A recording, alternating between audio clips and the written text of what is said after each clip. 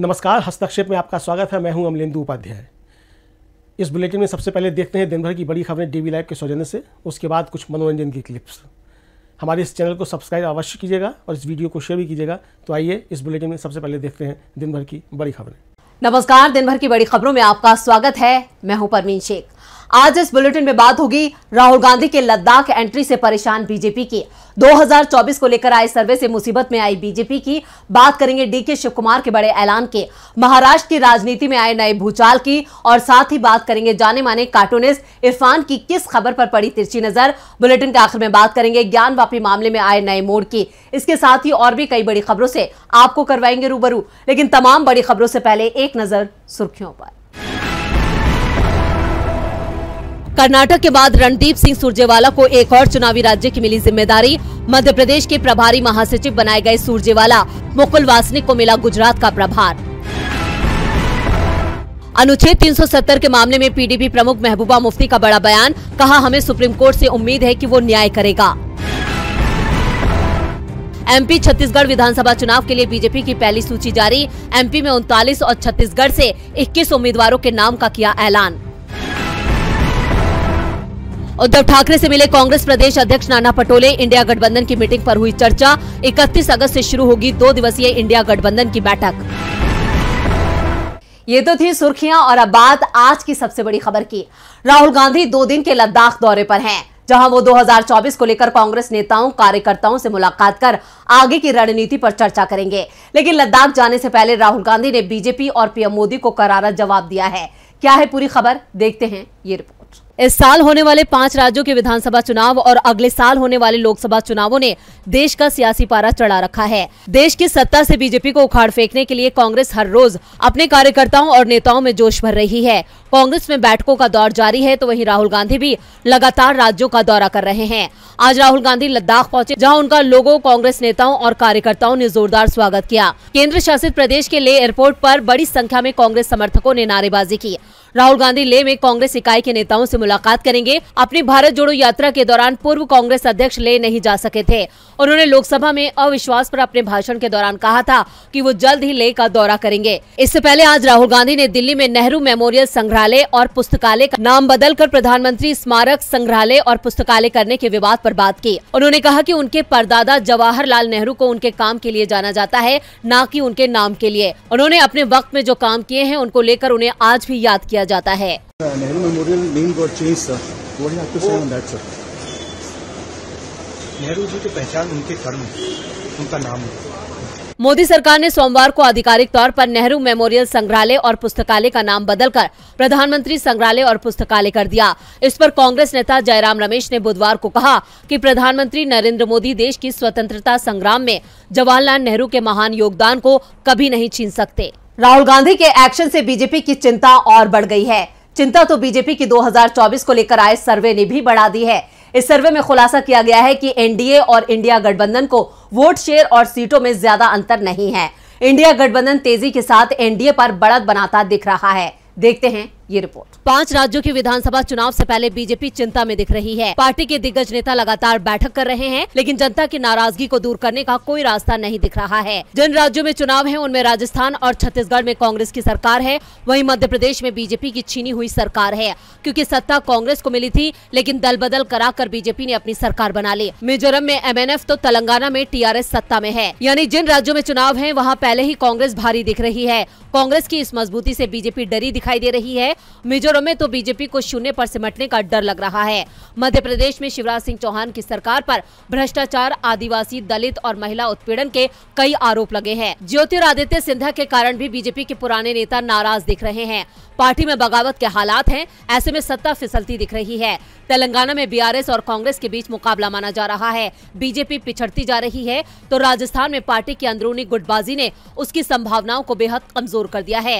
राजेश पायलट का अपमान भी बीजेपी पर भारी पड़ सकता है, जबकि छत्तीसगढ़ में पहले से मजबूत कांग्रेस के सामने बीजेपी लाचार दिख रही है। इधर लोकसभा चुनाव के लिए बीजेपी के लिए अच्छी खबर नहीं है। हाल ही में एक नेशनल टीवी चैनल के सर्वे में 65% लोगों ने इंडिया की सरकार बनने का दावा किया है। केवल 35% लोग एनडीए के साथ दिखे। वहीं दूसरे चैनल ने एनडीए को 42.60% वोट तो इंडिया को 40.20% वोट मिलने का अनुमान बताया है।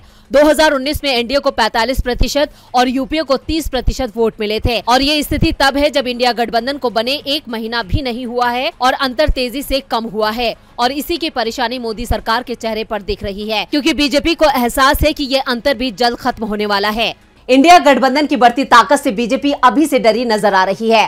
कांग्रेस ने भी बीजेपी के डर में इजाफा कर दिया है। 2024 लोकसभा चुनावों में बीजेपी को मात देने के लिए कांग्रेस नई नई योजनाएं बना रही है। ऐसी ही एक जबरदस्त योजना पर कर्नाटक में काम चल रहा है। क्या है पूरी खबर, देखते हैं ये रिपोर्ट।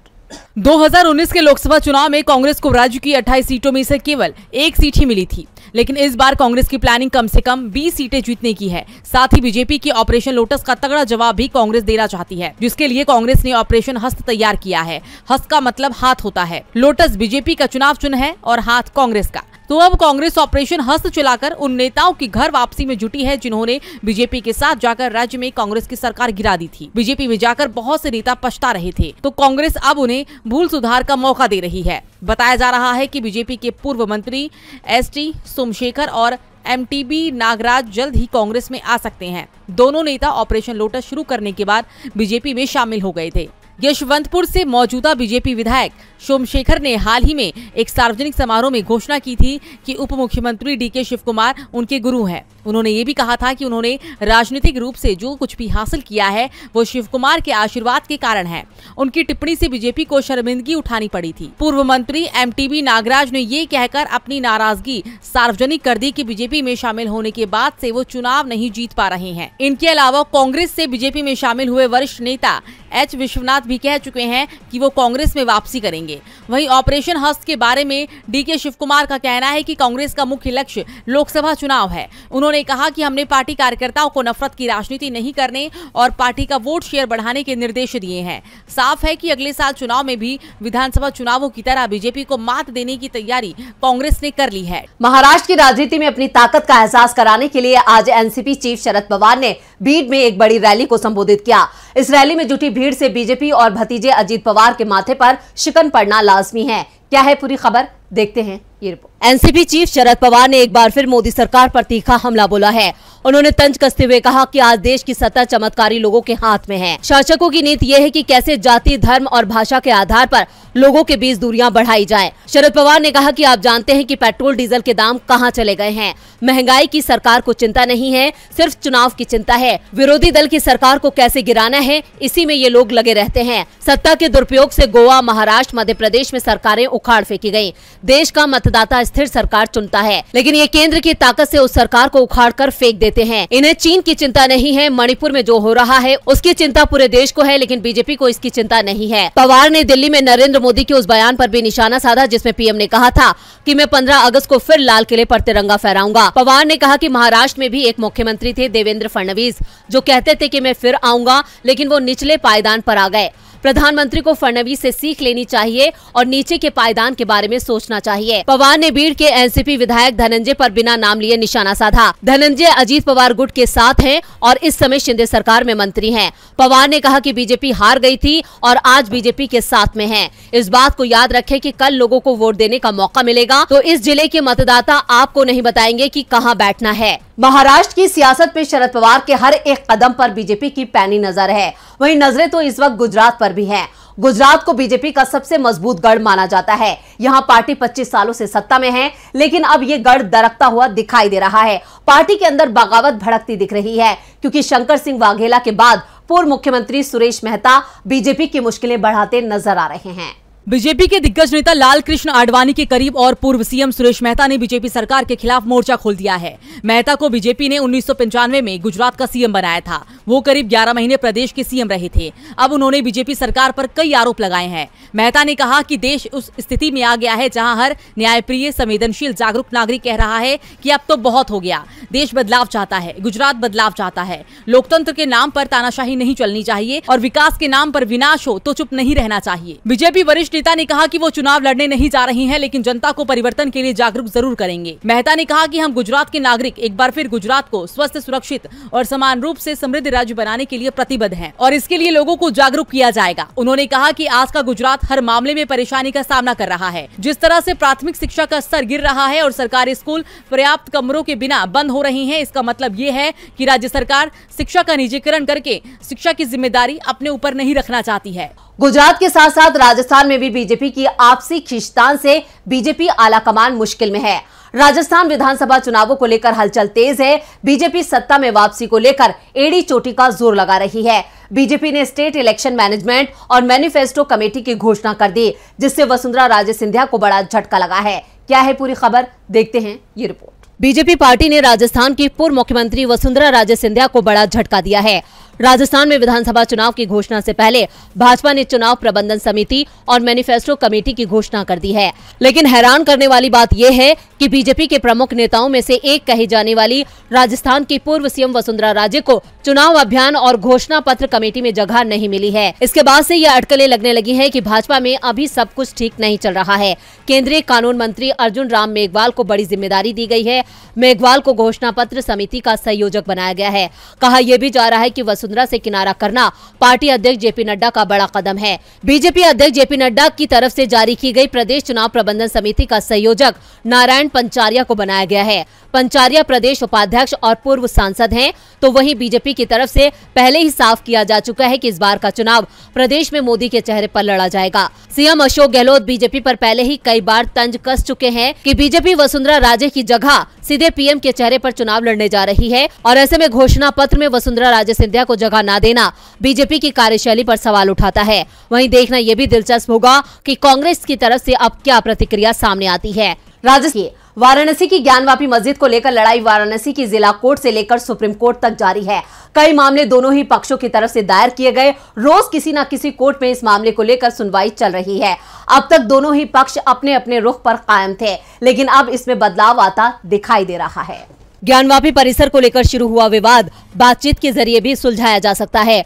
कोर्ट में चल रही लड़ाई के बीच अब कोर्ट से बाहर ही इस मुद्दे को सुलझाने की कोशिश शुरू हो गई है। मामला जिला अदालत से लेकर हाई कोर्ट और सुप्रीम कोर्ट तक पहुंच चुका है, लेकिन अब इसे खत्म करने के लिए हिंदू और मुस्लिम दोनों ही पक्ष बातचीत से रास्ता तलाश रहे हैं।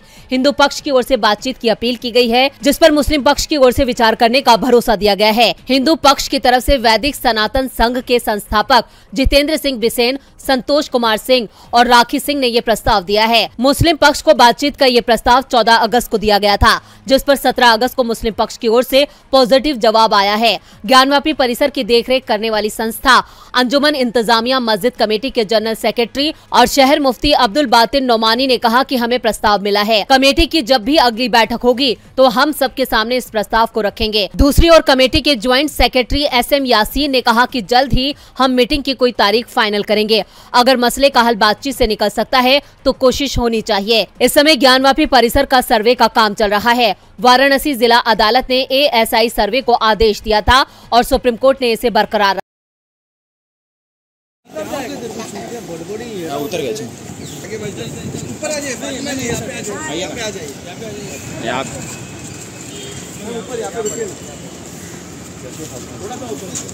हाँ थोड़ा सा ऊपर मैडम, रुकिए मैम, रुकिए ना Fatima ma'am,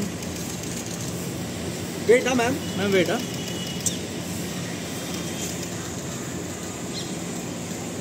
Fatima ji thank you.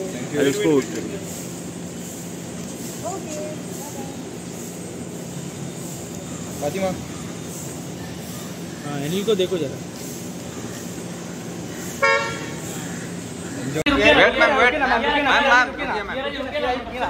सुनते लग रहे मैम, रुकिए ना, जी गाड़ी के पास लुकिंग प्रीटी, गॉर्जियस।